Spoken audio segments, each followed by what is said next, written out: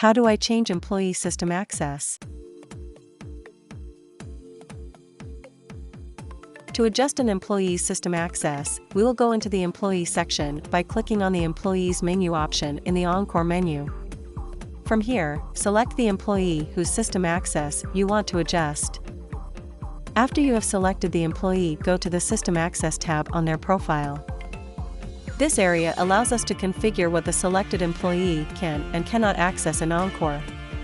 By default, all access will be disabled, which means we need to go through and enable the areas that are needed by the employee.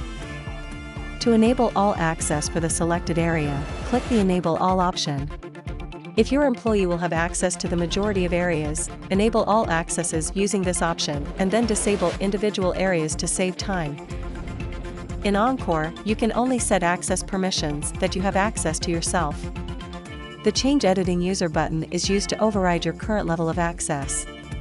If you find a grayed out access that you are having trouble adjusting, click the Change Editing User button and enter the master password. This will ensure you are able to adjust all system access for the current employee. To disable all of the access in the selected area, click the Disable All option at the bottom. This will remove access just for the area you have selected currently. The Copy option here can be used to copy access from another employee to this employee. This is useful to quickly set permissions for employees who have the same access or very similar access permission.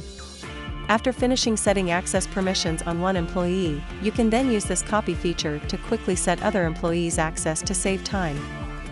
We highly recommend going through each tab to ensure the access permissions are set correctly. The areas you will need to go through are General, Appointments, Sales, Clients, Services, Products, Employees, Management and Reports. Once you are finished setting system access, click the Save button at the bottom. If you would like to test the employee's access, you can find their PIN number, click the Switch User menu option and enter their PIN. This will allow you to navigate Encore to see what they can and can't access. We have now completed setting an employee's system access. Thanks for watching.